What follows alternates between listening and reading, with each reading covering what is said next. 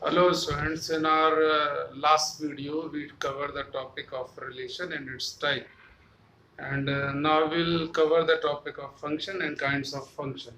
So देखिए function जो according to our syllabus there are these type of function. The first one is one or injection function. कहीं कहीं injective भी होगा, सो आपको कंफ्यूज होने की जरूरत नहीं है. Second one is onto और सर्जेक्शन या surjective function. Third one is one and onto function. इसका कंसेप्ट आप समझिएगा, मैं आपको एक्सप्लेन कर रहा हूँ वन बाई वन. देखिए इसको, देखिए first one is one function. मैं आपको इसको एक्सप्लेन कर दूं. देखिए let there is a function F A tends to B, यानी सेट ए से बी पर डिफाइंड है ये फंक्शन. सेट ए रिप्रेजेंट करेगा डोमेन को और रेंज जो रिप्रेजेंट करेगा वो बी से होगा. देखिए it will be one if every element of set A must have a different image in set B. देखिए मैं आपको एग्जांपल से क्लियर करूं. सपोज करिए कोई सेट ए है जिसके एलिमेंट है 1 2 3 4 और कोई सेकंड सेट है बी जिसके एलिमेंट है 5 6 7 8 9.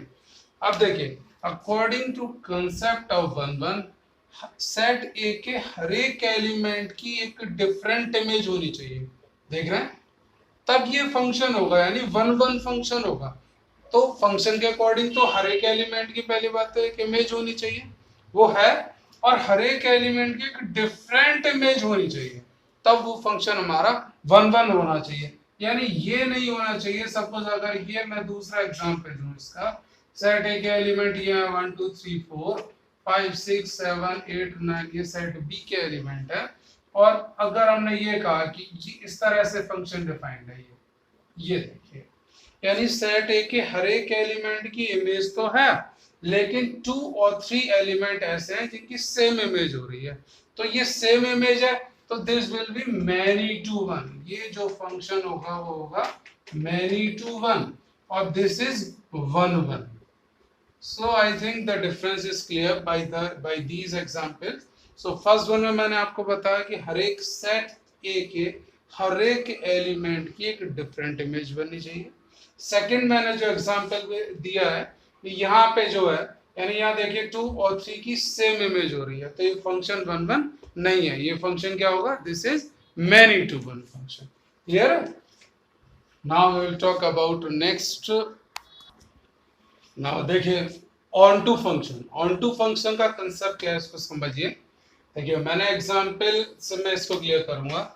डेफिनेशन समझिए. Let there is a function which is defined from A to B for onto function. देखिए कंडीशन क्या है? For onto function every element of set B must have a pre image in set A. इसको example से मैं clear करूं. देखिए suppose set ए है जिसके एलिमेंट है 1 2 3 4 5 और सेकंड सेट है बी जिसके एलिमेंट है 6 7 8. तो according to condition of onto function हमें चेक क्या करना है? सेट बी के हर एक एलिमेंट की एक प्री इमेज होनी चाहिए. This is the condition of onto function. देखिए यानी जो सेट बी के एलिमेंट है वो 6 7 8 है, इनकी कोई ना कोई प्री इमेज होनी चाहिए. जैसे 8 की प्री इमेज क्या है? 5. 7 की प्री इमेज क्या है? 3 और 4. 6 की प्री इमेज क्या है? 1 और 2. यानी सेकंड सेट बी में कोई भी एलिमेंट ऐसा ना हो जिसकी कोई प्री इमेज ना हो रही हो. ये कंडीशन हमें चेक करनी है. अगर ये कंडीशन फुलफिल हो रही है then this function is onto, otherwise not. देखिए सपोज अगर इस तरह से होती कंडीशन, ये सेट ए है, ये सेट बी है, ये एलिमेंट मैंने ले लिए सेट ए में, और यहाँ पे सपोज ये एलिमेंट है 6 7 8 9, ये इमेज इसकी हो रही है, इसकी इमेज ये है, और 5 की इमेज 8 है. यहाँ पे एक एलिमेंट है 9 जिसकी प्री इमेज नहीं हो रही है. तो हमें ये चेक करना है. अब हमें आपसे क्या है कि क्या ये फंक्शन ऑन टू है, तो हमें क्या चेक करना है? यानी सेट बी के हर एक एलिमेंट की प्री इमेज होनी चाहिए. कोई भी एलिमेंट ऐसा ना हो जिसकी प्री इमेज ना हो रही हो. तो यहाँ पे देखिए 9 की कोई प्री इमेज नहीं हो रही है, that's why this is not onto. तो जब ऑन टू नहीं है तो क्या होगा फंक्शन? जब ऑन टू नहीं है तो this function will be into function.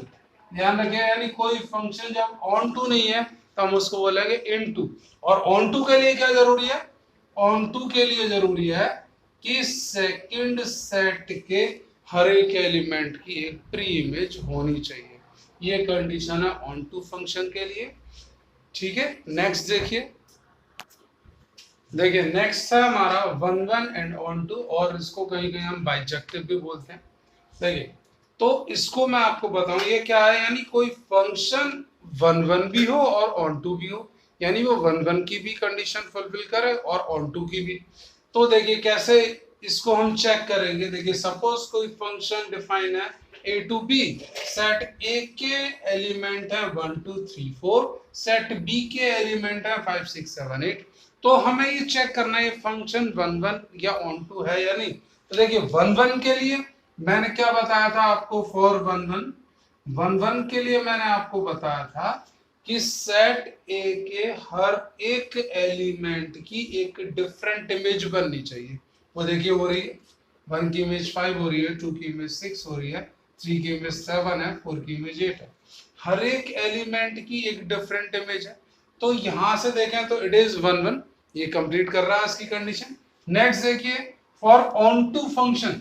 देखिए for onto, onto के लिए मैंने क्या बताया था, सेट बी के हर एक एलिमेंट की एक प्री इमेज होनी चाहिए, यानी सेट बी में कोई भी एलिमेंट ऐसा ना हो जिसकी प्री इमेज ना हो रही हो। देखिए तो 5 की प्री इमेज क्या है 1, 6 की प्री इमेज 2, 7 की प्री इमेज 3, 8 की प्री इमेज 4, यानी ये ऑन टू की कंडीशन भी फुलफिल कर रहा है। तो जब ये फंक्शन वन वन भी है, हाँ ये है, ये फंक्शन ऑन टू भी है, बस यही हमें चेक करना है। यानी जो फंक्शन वन वन भी हो और ऑन टू भी हो तो फंक्शन होगा बाइजेक्टिव। क्लियर? नेक्स्ट देखिए। देखिए अब मैं आपको बता रहा हूं कि हम फंक्शन को वन वन प्रूव कैसे करेंगे। देखिए तो इसके मेथड क्या है, जो अभी मैंने डायग्राम से बनाया था आप वैसे भी कर सकते, that is arrow diagram method. और दूसरा मेथड ये है, देखिए सपोज कोई फंक्शन डिफाइंड है ए से बी पर, तो जाहिर सी बात है ये डोमेन को रिप्रेजेंट करेंगे सेट ए। तो हम क्या करेंगे, कोई भी दो एलिमेंट मान लेंगे, let x1 and x2 belongs to set A. फिर हम फाइंड करेंगे fx1 and fx2। After that दोनों को इक्वल रखिए और उनको सॉल्व करिए। ठीक है, अगर x1 एंड x2 यानी x1 equal to x2 is the only solution after solving this equation, then it is one one, otherwise not. ये मेथड है, मैं आपको एग्जांपल से इसे क्लियर करूंगा। देखिए मैं एग्जांपल भी बता देता हूं अभी आपको। देखिए मैं अभी आपको एग्जांपल के थ्रू इसको क्लियर कर रहा हूं कि इसको कैसे प्रूव करेंगे कि फंक्शन वन वन है या नहीं। देखिए फंक्शन डिफाइंड है एंड टेंड्स टू n, यानी n रिप्रेजेंट कर रहा है यहाँ पे नेचुरल नंबर को, यानी डोमेन भी हमारे नेचुरल नंबर को रिप्रेजेंट कर रहा है और रेंज भी हमारी नेचुरल नंबर से आएगी। और फंक्शन डिफाइंड है fx equal to x square. अब हमें ये चेक करना है कि ये वन वन है या नहीं, यानी वन वन या इंजेक्टिव। तो देखिए इसको कैसे सॉल्व करेंगे। देखिए मैंने आपको बताया था डोमेन किसको रिप्रेजेंट कर रहा है, नेचुरल नंबर को। तो हम क्या करेंगे, देखिए let x1, x2 belongs to natural number, domain represent कर रहा है। अब देखिए fx1 फाइंड करिए, यानी क्या होगा x1 स्क्वायर एंड fx2 क्या होगा x2 स्क्वायर। आफ्टर दैट मैंने क्या बताया, थर्ड स्टेप, इन दोनों को इक्वल रखिए। तो देखिए इसको जब इक्वल रखेंगे fx1 इक्वल टू fx2 रखेंगे तो इसको सॉल्व करिए, इसको fx1 x1 square equal to x2 square.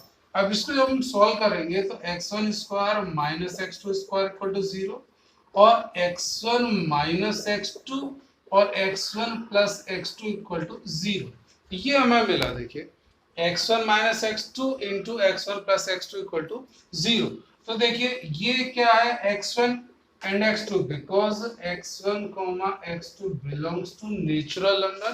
तो नेचुरल नंबर का सम कभी भी 0 नहीं हो सकता। तो because x1 plus x2 is never equal to 0, that's why क्या होगा फिर, x1 minus x2 will be 0 और x1 equal to x2। This is the only solution for this equation. तो हमारा एक ही सॉल्यूशन निकल के आया, that's why this function is 1 1। Clear है। दूसरा आप इसको एरो डायग्राम से भी कर सकते हैं, वो देखिए कैसे करेंगे एरो डायग्राम से।